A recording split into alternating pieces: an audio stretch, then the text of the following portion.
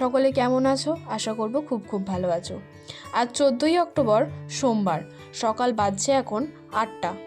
আজকেই তাড়াতাড়ি ঘুমটা ভেঙে গেছে ঘুরতে যাওয়ার এক্সাইটমেন্টে। সকালবেলা ঘুম থেকে উঠেই গাছগুলোয় চোখ না বোলালে একবার হয় না। বড়নগর গিয়েছিলাম, বোগেনভেলিয়ার কয়েকটা ডাল নিয়ে এসেছিলাম বসাবো বলে, সেগুলোই কাটিং করে বসিয়েছি। তাই তার উপর রোজের নজর থাকে যে সেগুলো ঠিকঠাক হচ্ছে কি। কিছুটা ব্যাগ গোছানো হয়ে গেছে, তবে এখনো অনেকটাই বাকি। জল খাবার খেয়েই আমাকে বেরোতে হবে। 2 দিনের ট্রেন জার্নি, সঙ্গে কিছু স্ন্যাক্স তো রাখতেই হবে। মা তাই বললো তুই গিয়ে এবারে কেনাকাটাটা করে আন। পুজো আসছেই ভালো, বলো? পুজো এলো তো চলে গেল। তখন ছিল প্যান্ডেল করার তাড়াহুড়ো, এখন শুরু হয়েছে প্যান্ডেল খোলার তাড়াহুড়ো। যাই হোক, চলুন, আমি ফিরে পড়েছি, কিন্তু এতটাই ব্যস্ত ছিলাম আমার পক্ষে সম্ভব হয়নি ওখানে। আর হাতে এত জিনিসপত্র ছিল সে সমস্ত নিয়ে আমার ভিডিও করার, তাই আর করা হয়ে ওঠেনি। এই যে 2 হাত একেবারে ভর্তি। ফার্স্ট টাইম একা একা এত কিছু শপিং করতে গিয়েছিলাম, যার কারণে আমি ওখানে গিয়ে বাজার করার সময় ভিডিও করতে ভুলে গেছি। বাড়ি ঢোকার মুখেই তাই করলাম। প্রচুর কেনাকাটি করে দিয়েছি, যেখানে হাতে একটা ব্যাগ, কাঁধে একটা ব্যাগ, বিশাল ভারী। চলো আপাতত বাড়ি ঢুকি, তারপরে দেখাচ্ছি কি কিনেছি। অতিরিক্ত গরমে অতিরিক্ত ঘেমে গেছিলাম, পাখার তলায় বসে হাওয়া খাচ্ছিলাম, তাই ভাবলাম তোমাদেরকে একটু জিনিসগুলো দেখিয়ে দিই। এখানে একটা ক্রিম ব্রেড, 2 রকমের ক্রিম ব্রেড নিয়েছি। আর এটা হচ্ছে লাচ্চা বান, মানে ওই লাচ্চা পাউরুটি। আর ছোট্ট থেকে খুবই পছন্দের বাবুজি কেক, আমি খেতে তো অত্যন্ত ভালোবাসি। পুরো ট্রেনেতে বোধহয় আমি সব এই কেকগুলো খেয়ে ফেলবো। এই একটা ক্রিম কেক আর বিস্কুটের প্যাকেট। এটাই আছে রাত্রের খাবারের সাথে খাওয়ার জন্য একটু মিষ্টি। আর এখানে আছে জিরা বিস্কুট, যেটা খুব সুন্দর খেতে। 5 টাকা করে প্যাকেটগুলো হয়, কিন্তু অত্যন্ত সুন্দর খেতে, যেটাতে জোয়ান দেয়া থাকে। আর এইগুলো হচ্ছে আর এক ধরনের ক্রিম পাউরুটি। ওই যে বললাম 2 রকমের ক্রিম পাউরুটি এনেছি।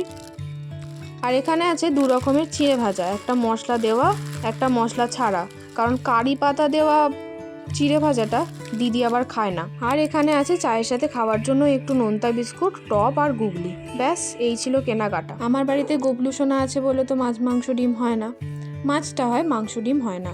তাই পাশের একটা বাড়িতে এসছি ডিম ভাজতে। আজ আমাদের সন্ধে 8:30টায় ট্রেন, আর এই ডিমগুলো খাওয়া হবে কাল দুপুরবেলা ভাতের সাথে। প্রত্যেক বছর মাসিমণিরা আমাদের সাথে যায়, তাই এসবের দায়িত্ব কোনোদিনই থাকে না। কিন্তু এবছর মাসিমণির শাশুড়ি মানে ভাইদের ঠাম্মি মারা যাওয়ার কারণে মাসিমণিরা যেতে পারছে না। টিকিট তো করাই ছিল, তবে শেষ মুহূর্তে এসে ক্যান্সেল করতে হয়েছে। তাই এই দায়িত্বটাও পড়েছে আমার ওপরে। দিদি বাড়ি থাকলে হয়তো আমার ওপরে পড়তো না। দিদি বেরিয়েছে ডিউটিতে, দিদি ডিউটি থেকে এসে তারপরে নিজে রেডি হবে, ব্যাগের গুছানোর যেটুকু বাকি আছে সেটুকু গুছাবে।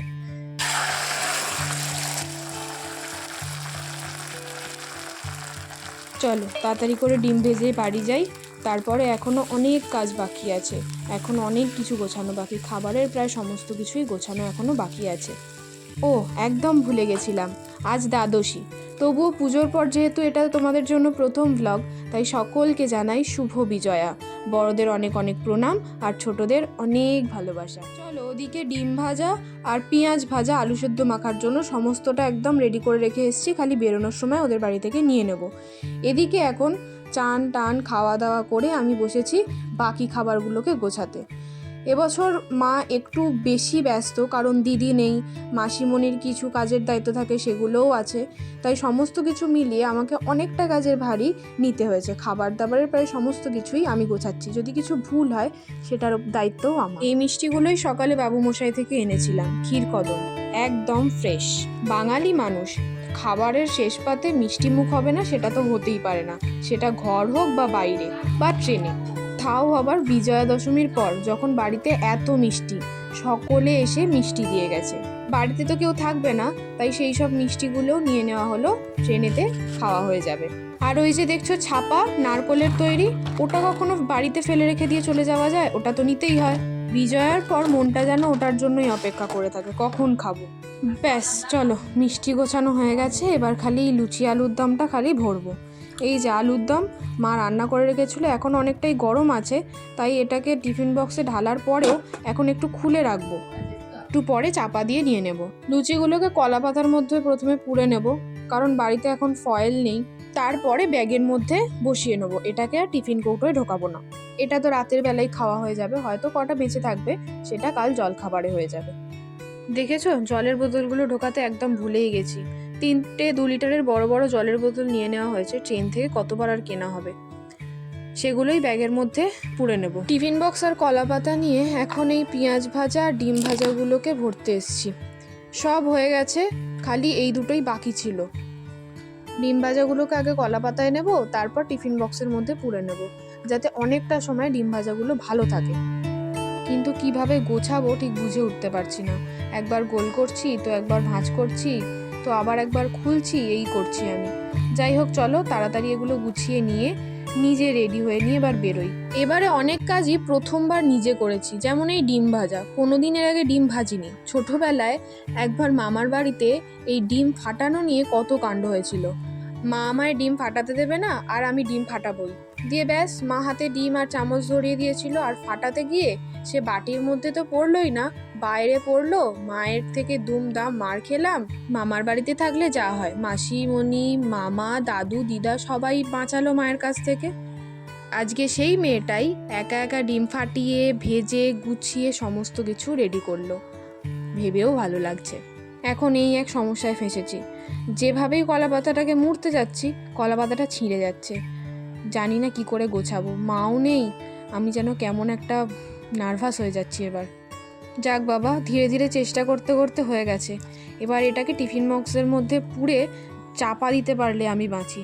যেন বুকটা ধরাস ধরাস করছিল যে আমি এগুলোকে কি করে ঢোকাবো। মাকে বড় মুখ করে বলে তো এলাম যে আমি সব করে নেব। ব্যাস, আমার দায়িত্ব শেষ। এবার তাড়াতাড়ি গিয়ে রেডি হতে হবে। টোটো এসে গেছে স্টেশনে নিয়ে যাওয়ার জন্য। এই দেখো, ঘরে এসে দেখি কি কাণ্ড, ট্রলির ওপরে বসে ট্রলি ব্যাগের চেন আটকাচ্ছে। রেডি টু গো, ইয়ে বাই। সুন্দর করে টাটা করে দাও, একটা হাম্পি দাও। নিয়ে নিয়েছি। আর এই দেখো, এই মেয়ের খুব মন খারাপ আমরা চলে যাচ্ছি বলে। বড্ড ভালোবাসে ও আমাদেরকে। আর এবারে অনেকটা দিনের ছুটিতে যাচ্ছি, তাই আরো বেশি মন খারাপ। আমরা বেরোনোর মুখেই ঠাম্মার খুব শরীর খারাপ করেছে। যাই হোক, চলো সবাইকে বিদায় জানিয়ে দুগ্গা দুগ্গা বলে বেরিয়ে পড়েছি। বাড়ি থেকে বেশ কিছুটা পথ এগোনোর পরে মায়ের মনে পড়েছে মায়ের আসল ব্যাগটাই ভুলে গেছে, যেটায় টিকিট, আধার কার্ড সব আছে। দৌড়ে গিয়ে সেই ব্যাগটাই আমি আবার বাড়ি থেকে নিয়ে এলাম। এই স্টেশনে এসে যদি মনে পড়তো তাহলে কি হতো বলো তো। যাই হোক, জনাইতে পৌঁছে গেছি। এবার ট্রেন ধরে হাওড়া পৌঁছাবার পালা। আগের বার ট্রেনে উঠতে গিয়ে খুব অসুবিধা হয়ে গেছিল সবাই একটা গেট দিয়ে উঠতে গিয়ে, তাই এবারে এক একজন এক এক গেট দিয়ে উঠেছি।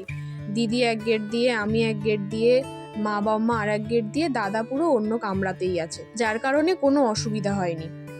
ডানকুনি শহরটা এখন বড্ড কাছে, রোজই ডানকুনিতে যাতায়াত। তাই এই হাওড়ার ট্রেনটা যখন ডানকুনির ওপর দিয়ে পাস করছে তখন মনটা বড্ড বেশি খারাপ হয়ে গেছে, যেন কতদিন দেখা হবে না এই ডানকুনির সাথে। একদিকে ঘুরতে যাওয়ার আনন্দ, আর অন্যদিকে নিজের জায়গাকে ছেড়ে যাওয়ার জন্য একটু কষ্ট। সব মিলিয়ে ওই মিশ্র একটা অনুভূতি। 8:30টায় আমাদের ট্রেন, আর এখন বাজে 7:30। আমরা স্টেশনে পৌঁছে গেছি, আর পৌঁছেই শুরু করে দিয়েছি চা পার্টি, কারণ চা খেতে বড্ড ভালোবাসি। আর এই যে আমাদের দুন এক্সপ্রেস। চলো, ট্রেন ঢুকে গেছে। ধরপড় না করে আস্তে আস্তেই উঠবো, কারণ এখনও 8টাও বাজেনি। স্টেশনে ট্রেন দিয়ে দিয়েছে। সবাই উঠুক, আমরাও উঠবো ধীরে ধীরে। দাদা, দিদি, বম্মা, মা সবাই উঠুক, তারপরে আমি উঠবো সবার শেষে। ট্রেনে ওঠার সাথে সাথে, মানে ট্রেনে পাটা দেওয়ার সাথে সাথেই মনটায় যেন আলাদা রকমের খুশি লাগছে। ড্রিম ট্রিপসের মধ্যে একটা ট্রিপ হচ্ছে হরিদ্বার, মুসৌরি, ঋষিকেশের ট্রিপ। আর সেটা পূরণ হতে চলেছে, যার জন্য আমি আর আমার দিদি খুবই এক্সাইটেড।